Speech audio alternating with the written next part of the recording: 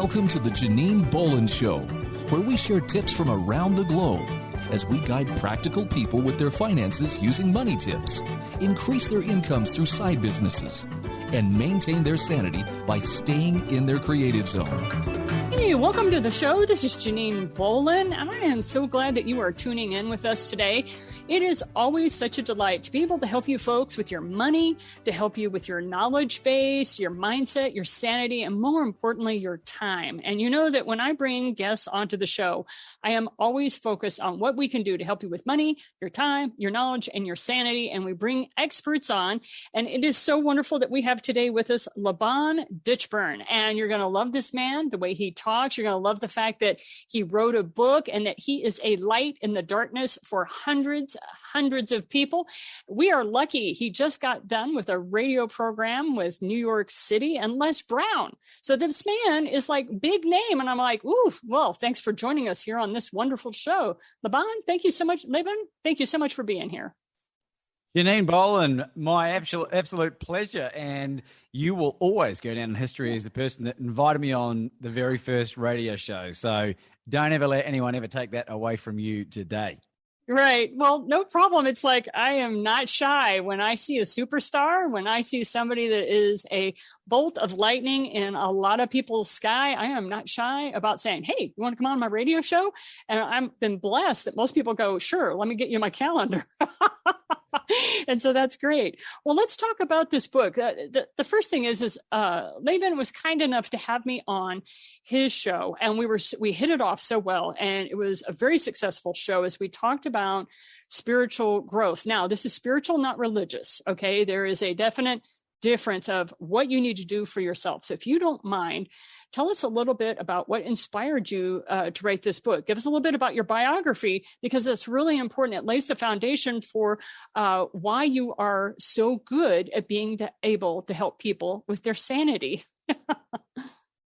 Well, Janine, it really started 6.5 years ago. And I found myself on a Tuesday night at midnight with my laptop prized open, gambling on a horse race in a country that I wasn't in, spending money that wasn't mine to be spent.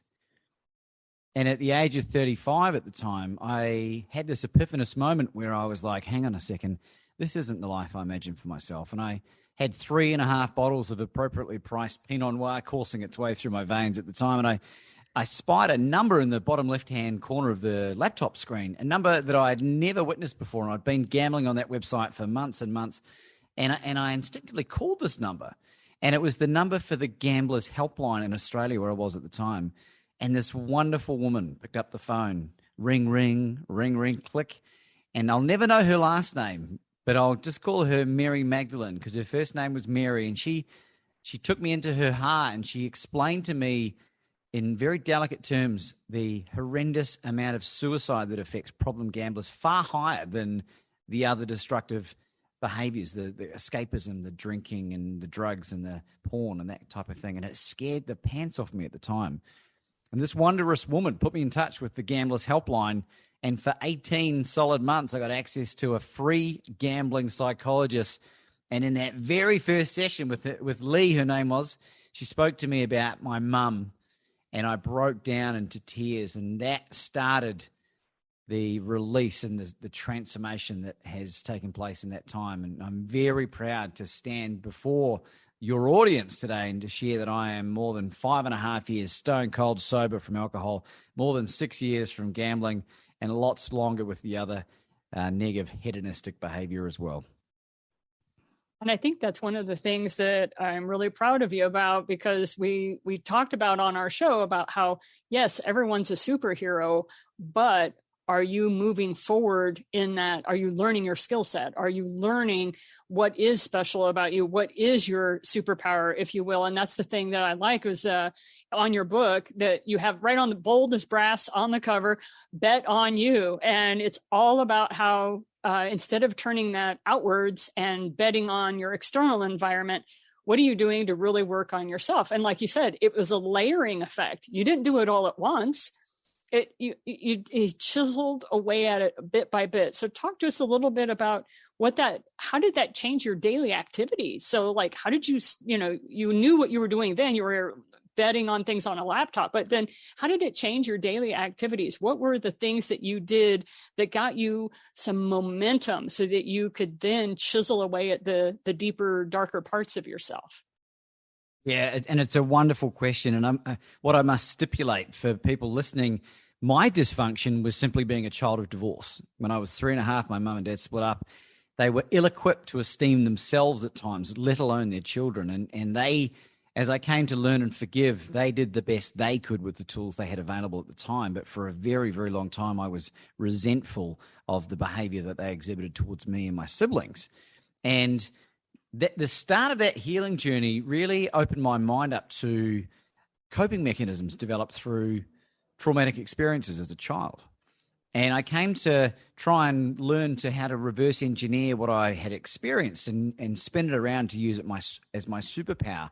And it sounds very simple with the way I've described what's happened over the last 6.5 years, but it was a falling in the dark forward on many occasions and relying heavily on my intuition and the guidance of some amazing people in my life. So that's the overall gist of it, if that answers at least the first part of your question. Right. So you had this daily routine that you knew was self-destructive. You had daily thoughts that you knew were self-destructive. And you started chatting with, you start off with Mary Magdalene, as we like to say, and then you started working with a professional. So what were some of the things that you noticed about yourself that you had to change to start that daily process of reinvention, literally, of yourself? One of the most obvious traits was at 35, my life was supposed to be getting more mature and improving, and I was starting to meet someone and settle down and have a family and save money and buy a house and all those grown-up things, right? Some of which are relevant, some aren't. But I was getting into more and more strife. I was attracting more and more events in my life that involved the police, being chased by the police, saying and doing things to people that I cared about that I deeply regretted in the morning. And the fun was being outweighed by the bad. And it just started to snowball. And I just went, you know what, I've got to do something about this. The life that I imagined for myself as a young man in my early 20s was not eventuating in the way that I'd thought about. And that was really the catalyst. So when you start off as a young man at 20, a lot of us are accused of being idealists. Like if I have that word thrown at me one more time, I just start laughing it off now, but I would be a multimillionaire because people are like, Janine, you're such an idealist. That's not how the world works. You need to face reality. And you and I both know, look, if we're going to create the life we really want, we can't face reality. If we stare it in the face, it's going to cause us to go into depression. And I know that's where a lot of people start drinking, is because what they're facing every day is so horrendous that they're like, I got to do something to ease the pain. And so for you, what were some of the things that, you were doing things that were involving the police. So, running from the police and yada, yada. So what were some of the first steps that you took to help turn that around? Asking for help, and asking for help so that I could remain strong, not so that I appeared weak. And I kept asking for help until I got it. And if that sounds familiar, that quote, that's not my quote, that's from Les Brown. And I'll graciously borrow that from him because it's exactly what I did. I also made a conscious effort as I learned more and more about how behavior works and how we become like the 5-6 people we spend the most time around, started being way more selective with the people that I allowed in my life. And that in itself is was a very challenging experience for me. But I think they were the two main areas, because the most successful people on the planet, the proper adjusted functional ones, will always admit that they have used so much of other people's resources and help. And it can't all be one-sided. You've got to go into every single interaction, I believe, with what value can I add this person's life? And sure, when you're starting out, coming out the other side of a breakdown or a transformation or whatever it might be, yeah, it might be a little bit one-sided rather. But they are absolutely requirements for success. Asking for help and surrounding yourself with people that are further down the line than you are. I think that's really the point. Is I don't know where we are taught that if you ask for help, that's weakness. Like, you need to figure this out yourself. But that was a message I received very early on in my life, that you just figure it out, Janine. You just figure it out. Well, there were times I had absolutely no clue how to move forward. And when I finally learned to start asking for help, what was interesting is that I always had a person in my head. So I don't know if this worked for you, but like, I needed help with XYZ problem, let's say. And I had no idea. I was ashamed. I wasn't happy that I couldn't figure it out myself. But yet there would always be pop in my head, a name would come, and you need to pick up the phone and dial that phone number. Did you have that sort of experience? And if you did, how did you capitalize on it? I got access to a life coach in early 2017. I'd been sober for about 6 months at that point, and her name was Dolly, and she was based out of Mauritius. She was a friend of mine's mother-in-law. And how we came to connect is incredibly random. Not that anything's random anyway, but she spoke to me about goal setting, and I really hadn't set any goals in my life at all. And that was the first time in my life that I developed some clarity of what my life was to look like. And I look back at all those years prior, I had no education around goal setting from anywhere in my family of any significance. I was wandering around directionless. So it's no shock that I ended up totally purposeless, and bouncing off the walls of trauma and dysfunction for years and years and years. And that is one of the fun things, is when you actually start learning goal setting, which is totally different from resolutions. This is not New Year's resolutions. These aren't goals that you're setting up for yourself because somebody says you should have goals. These are things that you're like, you know what? When I was 20, I believed in myself and I thought X, Y, Z, and I need to go after that. So I would like everybody to stick around with us. We're going to have Laban talk to us a little bit deeper, a little bit more specific on certain steps that you can take after the commercial break. I want you to stick around, because there are multiple principles that Laban has been able to find out because of the fact that he set those goals. He's now been in the process of being around multiple multi-millionaires, people that have overcome their issues. And he is going to talk to us a little bit more about that when we return from this break.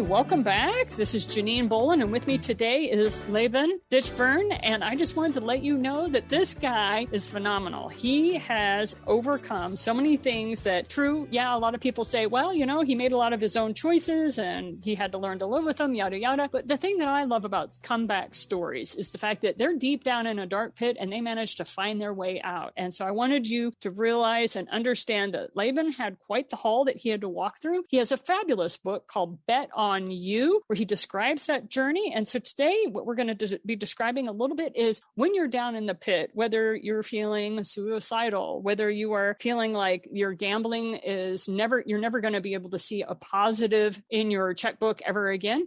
We want to talk a little bit about, there is potential and possibility for that. So Laban, thanks so much for being on the show today. Thank you again for having me, Janine Bolon. It's an absolute delight and pleasure. I know. We have such a good time together. Laban and I have been on the radio waves multiple times together, and it's always a lot of fun. So talk to us a little bit about, all right, so I find myself in a deep, dark hole, and I've been taught that if I ask for help, that's weakness. And you already blew that away in the other segment. So we're talking about, okay, ask for help. How do you keep asking for help? Because you said you had to have asked for help multiple times from people. So talk to us a little bit about that. Yeah, I think the art form really, at least in my own experience, in my head, how it bounces around inside my skull, is that I was in a place of pain so great that I needed to really do anything to get out of it. And I think in order for people to take massive, bold, and courageous action, a lot of us need to be in a huge amount of pain. And I knew that if I just asked enough people, my background was in sales, and we were always taught, for anyone that's done any sales training, it's like every no is much closer to a yes. Just keep asking. People that go door to door, Mormons, whoever, they'll eventually get a yes. And I think that's a really important point for people. You're not going to get out of this by yourself if you're in a deep, dark hole and you're thinking about taking your own life because you feel like you're going to be a burden on the friends and family around you. Like you're a 1 in 400 million sperm miracle that you're even on this damn planet, right? So do you think it's an accident? No, it's not. You've been given a gift, and no matter what you've gone through, you can now use it as your superpower. And that's what I came to learn about. And when I kind of had that in the back of my head, then making that decision to ask for help came a lot easier to me, because it became about other people then. It wasn't about me anymore. And one of the things that people love is they will offer you time. They will offer you some of their resources. They will help coach you as long as you're willing to pay it forward. And so you may feel like in this moment, oh, I don't have anything to offer anybody. I am in such an abyss. I am in the pit. And just realize that once you get up on solid ground, you are going to be able to help somebody that's lower down that ladder than what you are. So talk to us a little bit about how you got to a place where you could take that bold and courageous action. You talked that's one of the things, massive, bold, and courageous action. What does that look like to you? I think that famous quote, feel the fear and do it anyway, sort of comes to mind. What happens when you go through a transformation? As you are going through it, you will find people that are further behind than you, lower down the ladder.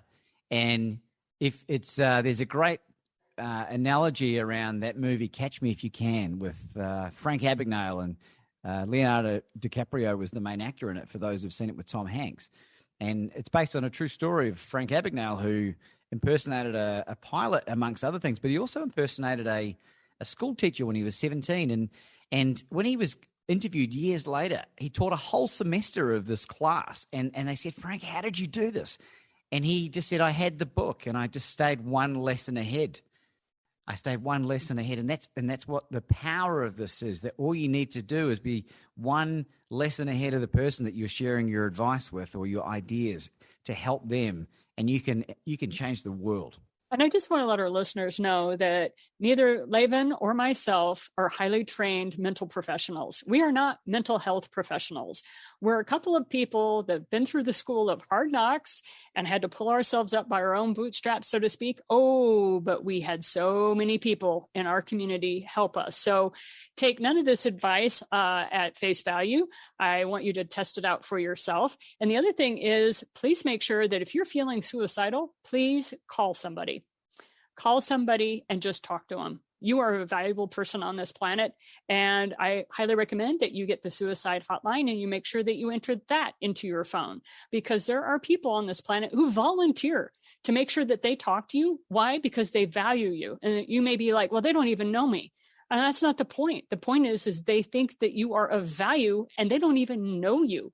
Okay. So that is something that we want to talk about, as well as Gamblers Anonymous. Talk to us a little bit, Laban, about how you were in that situation and how you pulled yourself out with the assistance of others. Well, the wonderful support program that existed in Australia, certainly at that time, was that the taxes garnered from gambling losses were directed towards these services. And so that's where I got access to a fully qualified gambling psychologist, who I mentioned earlier. Her name was Lee. And the power about using that environment, and certainly where this is being broadcast in the United States, amongst other places online, most first world countries have these structures in place. Now, a psychologist is so powerful because they can listen to you without judgment. And I think that's something that's really important. If you can just get things off your chest without fear of judgment, certainly in the earlier days, because as you tend to develop, now what people think of me, Janine, is none of my business, all right? And that's still a work in progress, but I'm getting damn good at it. So, what people think of me, what people think of you is none of your business. It's not my headspace, right? That's not, what is it? Not my monkey, not my circus, right? That's one of my favorite sayings, because what somebody thinks of me, that's in their head. I'm not supposed to be in their head, right? That's not my job. My job is to make sure that my head is on track and that I'm headed toward goals. Now, you were talking about, with your background and training, you were never taught about goal setting. So when somebody mentioned setting goals, it wasn't like you were tarnished. You were like, come again? Do you mind sharing with us what you started, what kind of goals you set for yourself? This is such a wonderful story, Janine, and one that I think our audience will really appreciate. I found a photograph that I took of my 5-year plan that was written in August 2017. So it's due to kick on August of 2022 this year. And the number one goal that I had written back then, now bear in mind, I'd just given up the drink. I had no clue about the life that I wanted to live. I had no clue about my purpose, about becoming the world's most positively influential speaker, about being known as the world's best courage coach. And the number one thing I wrote was to write an autobiography. Now, the book Bet On You is a memoir self-help book, but it's written with my stories. So it could almost be within that realm. And I just thought, what a great example of goal setting that is. I had no clue back then about what I wanted to achieve in life. And look what's happened. And then, they were very basic goals. They were to be in a loving relationship with the person of my dreams. Well, ding, ding, ding, tick, tick, tick, right? There's a couple of things on there that I needed to adjust because it involved my girlfriend at the time, which is not like relevant. But the principles were all in place, and there's nothing more encouraging to yourself or rewarding than stumbling across some old random goals that you set that are coming to fruition. For me, that is actually a vision board. So I take pictures of my vision boards and I know there's a lot of people out there that are like, oh, vision boards, they don't work. And I'm like, okay, maybe they don't work for your life, but boy, they are the Rosetta Stone for my life. It's like everything that I do comes from my vision board that I build in January of each year. And I ran across an old one, and I ran across my 5-year plan that I had built out in 2015. And I was ahead of schedule. Like my last thing I was supposed to do was in 2020, and I was going to be taking my online university on the road. Well, that didn't happen. However, everybody joined my party. Up until that point, my first lecture of every class I had from my university was how to use Zoom. All right. Now I'm sitting here and I feel like everybody's joined my party. So yeah, like you say, you can get there ahead of time. So talk to us a little bit about, you finally learned to ask for help. And then after you learned how to ask for help, what was kind of the next step for you to pull yourself out of those behaviors that were just so destructive to you? Well, I think this is a really important point. I don't know many people. I hope there's a lot more of us out there, but I was blessed. I didn't have to go through an official 12-step program. I was able to reverse engineer this and figure this out for myself. And I also feel like I've killed any desire to want to escape. So giving up the addiction for me has been almost criminally easy. And I don't want to diminish anyone else and their experience, but for me, it became really simplified. But the difference is I took a very holistic approach to healing. And, you asked the question, what happened? Well, I started taking care of myself. I started to treat myself like someone I really cared about. And I was able to put an incurable autoimmune disease into full remission. Now, I had gastrointestinal reflux disorder. So I was on medication for heartburn for 17 years, and I was told it was incurable. And I fixed it by cutting bread and pasta and pastries and refined carbohydrates out for a period of time, right? And then when that happened, when my gut started to heal, my mental health started to improve. And when you understand that the gut creates upwards of 90% of dopamine and serotonin and oxytocin, no wonder I started to feel better. And that drive, I started to want to move, so I started inadvertently running. I became an ultra-distance runner virtually overnight. And as I moved more and more towards this health-centered thing, I started to look and feel better, and I started to love who I was. And it finally got to a point in 2018, like in July, where I was like, I love the man that I've become. And then, hey, presto, 2 months later, I bump into the woman of my dreams, of which I wrote a very explicit goal list of what I wanted to meet a month earlier. Hey, presto.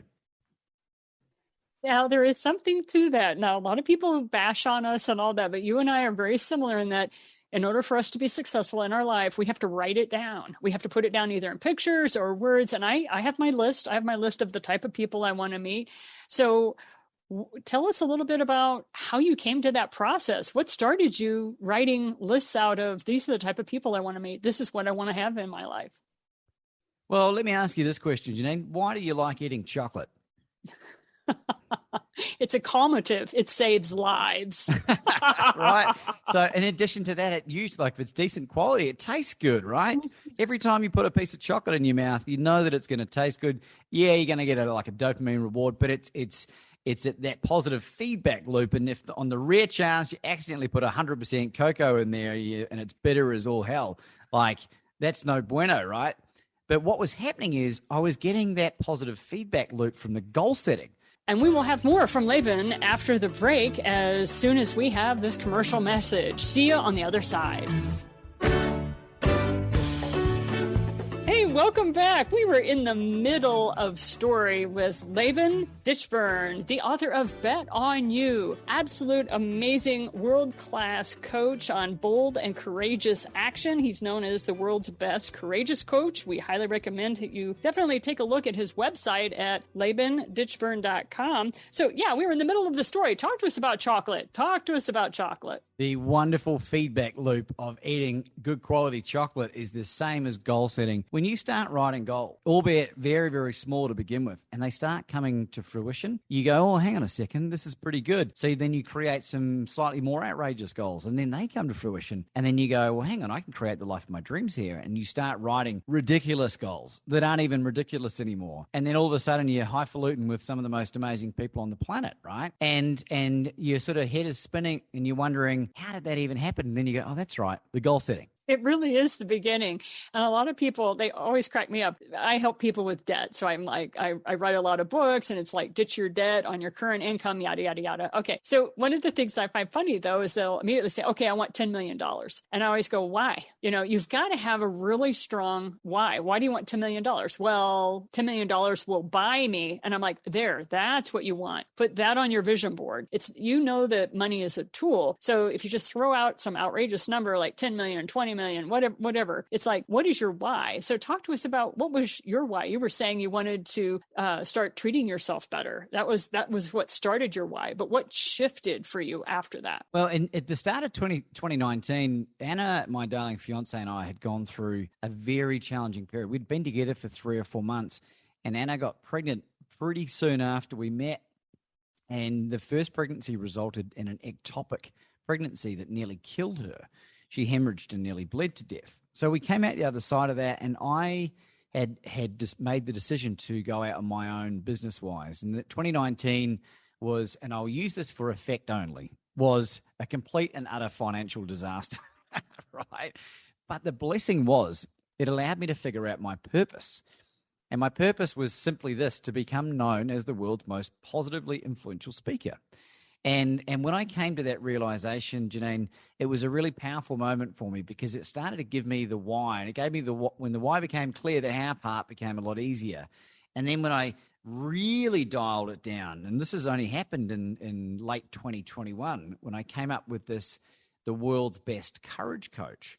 And I want people to understand this has nothing to do with ego. This is the question that I ask myself every morning I get out of bed. How would the world's best courage coach conduct himself? And I think it's a really important, powerful statement you can make to the universe. And it's really brought everything into alignment. So when people talk about me or they want to introduce me, they say, hey, I want you to meet Laban Ditchburn, the world's best courage coach. And I would encourage everyone out there to think about, what am I the world's best in my chosen niche or my niche, depending on what part of the world you are, right? There could be room for everyone to be the world's best courage coach, but I think the way that the universe distributes all these responsibilities, you'll have something miraculous that you can share with people. And people love being around the world's best. They love it. They love being around Olympic athletes and movie stars and that type of thing. Because why? They're doing extraordinary things. And I think it's in each of us to do something extraordinary and to create such a massive impact. And that's why I think this self-love is really developed, and it's allowed me to have the self-belief,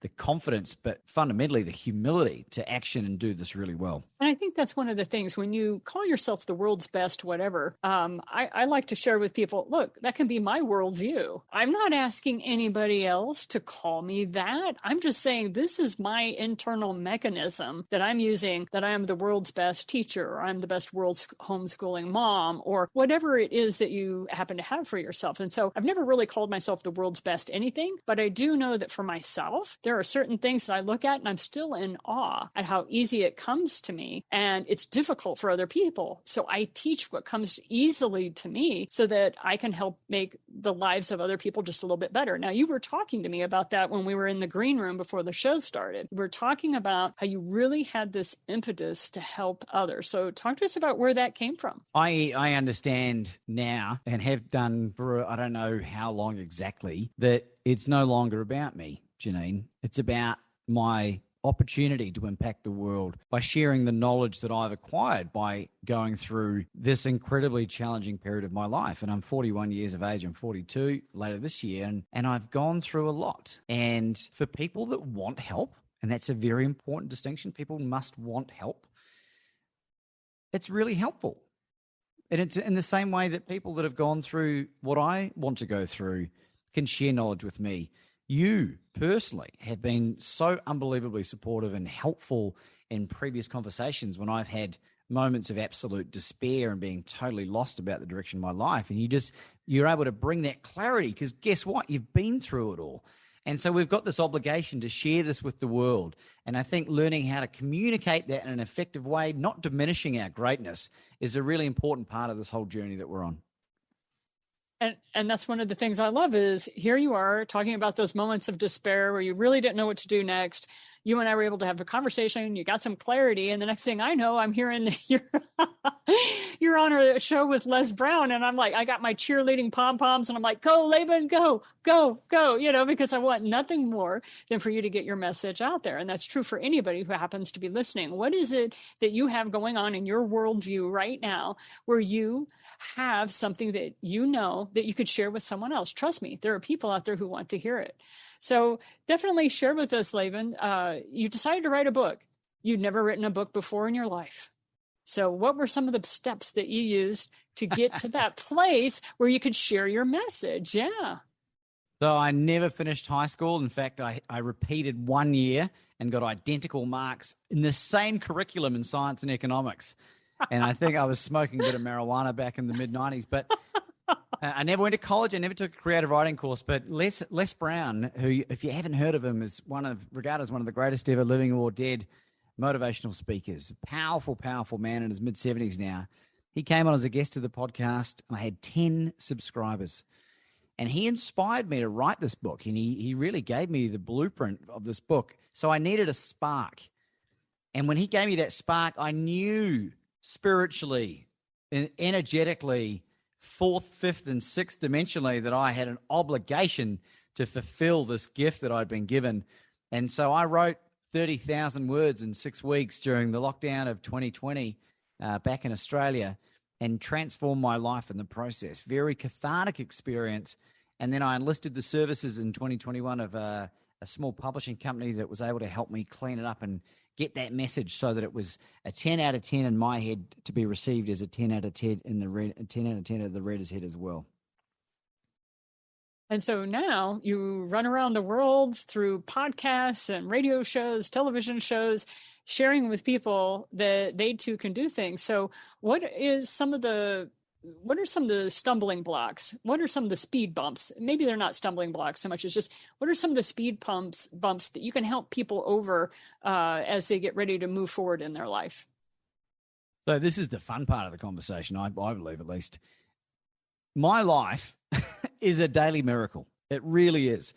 But I still go through extraordinarily challenging challenges. And people need to understand that it's all part of this necessary process. We can't be given this gift of impacting literally millions of people until we are ready to do that. And I think that's an important distinction. You are going to collapse. You're going to fumble. You're going to get knocked around. You know, Anna and I now have had consecutively 15 miscarriages, for goodness sake.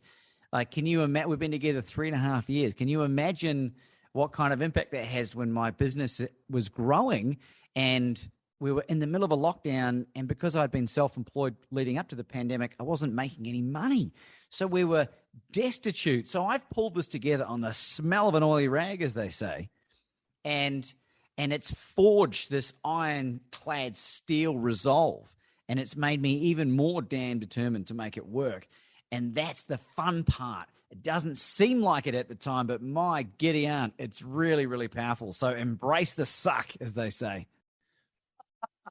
Yeah, the military definitely knows how to get their how to get their troops rolling on stuff like that. But actually, it is. When we talk about speed bumps and what have you, it can feel like it's a brick wall, and you have no idea. There's no way to dig under it. There's no way to go over it, and literally, you have to find that workaround. So, what are some workarounds that you found for yourself? This is a really good one and one of my favorites, and I would encourage you all to adopt the negative self-talk jar. Jack Canfield, who was a guest on my show last year, spoke about implementing a swear jar in your home. But every time you say negative self-talk, you put $1 in there. I have made a really concerted effort to remove all negative self-talk out of my life. And what it forces me to do is to reframe how I speak about myself. Treat yourself like someone you really care about. If you spoke to your friends the same way that you speak about yourself sometimes, how would they react? And what happens is not only do you get super dialed into how well you should speak about yourself, but you start picking up on how other people around you are speaking. And you'll find that if people are bringing you down, and we talked about it in the first segment about surrounding yourself with people that are going to lift you up, make a conscious decision to cut those people out of your life, even if they are family. Keep them at arm's length. You don't need to get them whacked or, delete their phone number or whatever. Make a way to get them out of your life while you are in the process of up-leveling yourself. Very important distinction. And a great example, I played my first game of tennis in 2.5 years the other day. Now, for anyone that's ever played tennis, how often do you give yourself a bit of grief if you hit a bad shot, right? So I was catching myself biting my tongue going, oh, yeah, well, you could have played that one better, though. That's hilarious. It is, because tennis is 98% not returning the ball. Right? Even professionals struggle to return the ball. I've watched pro games, I've watched amateur games, and the pros have just learned how to move to the next point quicker. And that's really the key. It's not that they return it any more frequently. A volley is, if you get a volley going, that's awesome. So tennis is definitely something I can talk about because of my background. But yeah, that's one of those things I learned very quickly. The more you bash on yourself, the less tennis you're going to play, because you won't be volleying. You're too busy, beating yourself for that missing point. So when we come back, Laban is going to talk to us about some of the things that you can do regarding Gamblers Anonymous and the suicide hotline, as well as how to handle that negative self-talk jar. We're going to discuss a little bit more about if you have people in your life that are toxic and they are family, how you can go about setting up, people talk about boundaries, but I always like to say, how on earth are we going to be doing that? Well, we will chat about that with you after the break.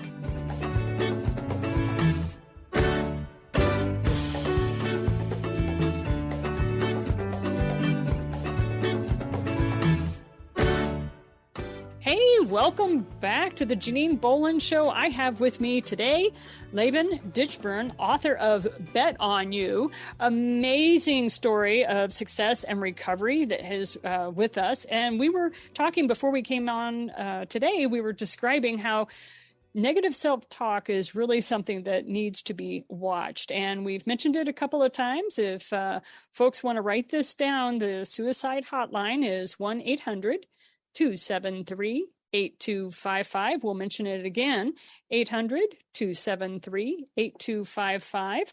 And Laban and I want to state that we are not professional psychologists, psychiatrists. We are not mental health professionals. If you are feeling like you are at a low, we would like you to be able to call this 800 number and get some help that is of the professional variety. And we also mentioned the gamblers and gamblers' addictions and that sort of thing. And in America, you can reach out to Gamblers Anonymous Hotline at 1-800-522-4700. Gamblers Anonymous, 1-800-522-4700.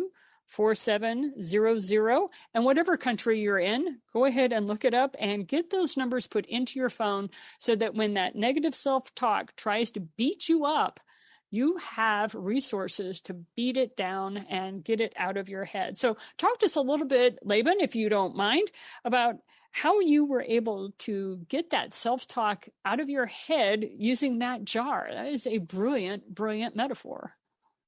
Well, I realized that what I was saying about myself was not funny. And my whole life I'd been a validation seeker, which is a dysfunction again from what I had experienced growing up. And in New Zealand, Australia, and the UK, self-deprecating humor is lauded and a common style of comedy. And I as I learn more, I've read nearly 500 books in the last 4.5 years. And all of them have been on self-development, nonfiction, diet, and all this kind of stuff. So you start to get a good feel about what works for successful people. And when you learn that it doesn't serve you well, then I need to do things that are going to serve me well. So that was really, really important. Also, people that are self-developed, that are ascending, that are living the life of purpose and dreams, they don't want to hear about all the negativity. In fact, I write about this in the book. 90% of people don't care when you're sharing your problems with them, and 10% are glad it's happening to you.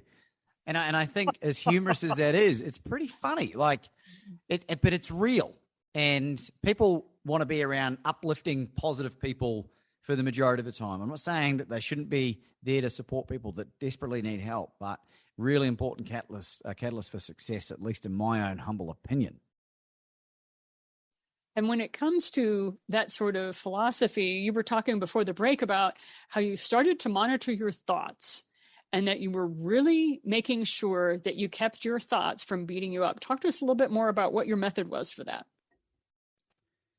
Well, I spoke about when the why becomes clear, the how becomes easy. And knowing that I had to move towards this direction to achieve what I wanted to achieve, that really made me hypersensitive of all of the potential opportunities to self-sabotage, which again was a huge feature of what I used to be like.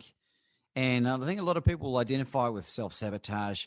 I don't understand exactly where it comes from, but Les Brown talks about a fear of success, not even about fear of failure, fear of success. What happens if I lose all that? What happens if I give up gambling and can't be around all my friends who do love to gamble? What if I give up alcohol and can't drink around them? These are all things that I went through. And you just find better friends. You just deal with it. You just move on. And hey, presto, your life starts getting better and better and better. And then you start attracting high-quality human beings that want to lift you up and are there to help you and you to help them. I definitely watched that happen around you over the last couple of years that you and I have known each other. And I have watched how the caliber of people that are having you on their shows and are definitely moving up. It's fascinating to watch that with somebody. So I know it's true. And I've seen it also in my own life. So something you and I talked about and we both experienced was, what do you do when you have seriously toxic relationships? Oh, and by the way, they're your blood. They're your kin. They're your family. And we are lauded, especially in the United States, we are lauded that, family is everything. Family's the nucleus. Well, what if mine is busted, yo? What if mine is like broken to crap and I don't want to deal with them because they're nowhere near what I am trying to do or accomplish? So how did you handle that sort of situation in your own life? Janine, I'm so happy that you asked me this question because I have a wonderful example that I can share with everyone today. My mother, who is someone who I love dearly. She gave me many, many gifts. And it took me until I was a bit older to figure out that there was more gifts than there was negative stuff. And in fact, they're all gifts. But she had a very codependent relationship with my older brother. And I write about this in the book. It's very public. It's all out in the public domain.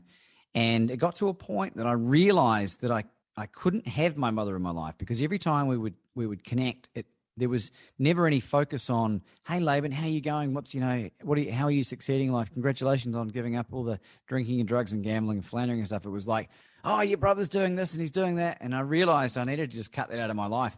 And so I said to her, Mum, I love you, but I cannot have this in my life. Until you are ready to have a normal functional relationship with me, I just don't want to deal with you. And that's my mum. It's my full-blooded mother, right? And what's happened, Janine, is wonderful. My mother has recognized that clear boundary, and now she wants to play the game. And her and I are the closest we've ever been. She came to the book launch. She sent me a message telling me that she's so proud of me and what I'm achieving and the wonderful impact that I'm having on the world. Now, if you knew my mother, that is a wondrous, wondrous statement. So I think that is so powerful. If you love something, set it free, baby. And if it's supposed to come back, it will. And it absolutely will for the right people. Some family members haven't come back just yet. Some have. Some friends have. Some haven't. Time is a heck of a drug.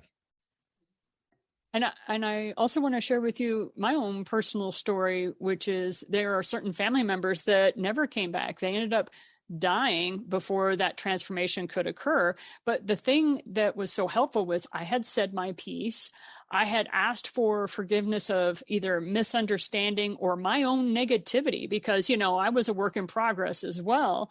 And I would do that olive branch. I would take that step. And I didn't know anything about the 12-step program. I'm sorry. I had no education in any of that. I was just doing what intuitively felt right at the time. And I had family members that to this day still don't chat with me. But at the same time, I'm at peace with it because I did what I was supposed to do to not protect myself, but to remove myself from the poison that was spewing constantly from these individuals. And when they decide to change, I'm here. But until they make those choices, I'm not going to be here. And so what is also good is that I have several friends and several family members that have come back around and said, Janine, you inspired me. And so Laban, I'm sure you're able to say the same thing, that, hey, we were inspired by you. Talk to us a little bit about that. How you're not even trying. You're inspiring. I mean, you're not even trying to. Well, the further I go through my journey, and thank you for sharing that, Janine, because that helps reinforce to me that I'm on the right path as well. We rely heavily on our intuition. And that's another thing that gets a lot better as you start to heal, right? Your intuition just fires up and it works. But you know what? It's so important. There was 3 other family members, one I hadn't spoken to for 3 years, one for 18 months, and another one for 3 years that I all reached out to before my book launch. And I said, I'm sorry for whatever I said that might have caused a rift between us. I just want you to know that, life's too short. I've just written this book. I'd love for you to join in on something really unusual and rare in our family. Not even, I think one other person's maybe gone to college in the whole, 2-3 generations of people. And what was interesting though, Janine, is all 3 of them responded. None of them apologized back. And then I realized something. Anna, my darling fiance, brought something to my attention. She said, Laban, if you were expecting an apology in return, you sent those messages of forgiveness conditionally. So I had to send another message to them saying, I sent that with conditions around it. I'm really sorry. If you don't want to apologize, that's okay. But I was able to absolve myself of the tether of tyranny. And a wonderful man, Dr. Fred Luskin, who wrote a book called Forgive for Good, founded the Stanford Forgiveness Project. It's a wonderful book. I'd encourage you to get out there and read it. Talks about the importance of forgiveness in terms of freeing us from the tyranny and the tether of dysfunction, which is exactly what you were talking about. We have about a minute and a half. So let's talk about this tether of tyranny, because it is what keeps us held down. I know exactly what you're talking about. It is a weight. It is something that we think we have to rely on someone else to cut the bonds of it, when in actuality, we're the only ones that can do that. And some people call it forgiveness. To me, there's too much emotional baggage around forgiveness.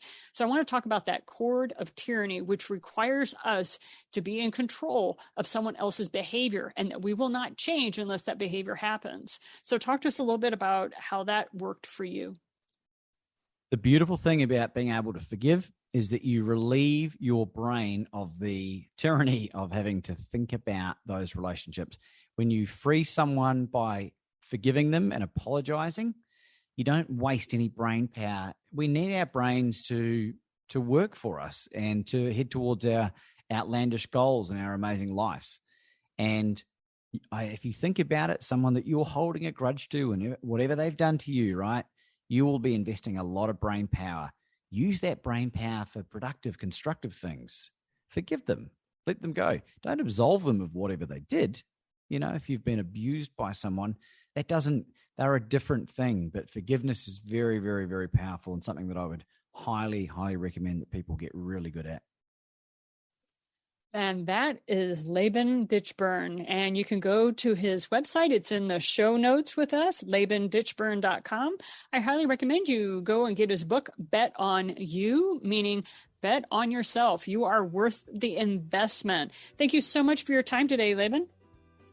Janine, Bolon, so great to be on the show. And if you haven't subscribed to this show, get on, leave a review, share it with someone you really care about, and help get this amazing message and this amazing woman out to the world as well. And with that, we'll say have a great day, and we'll see you guys next Sunday. Thank you for listening to the Janine Bolon Show. Be sure to subscribe to our show notes by going to theJanineBolonShow.com, where you'll find additional resources as well as the opportunity to sign up to receive our program in your email each week. Be sure to visit our sponsor at the8gates.com.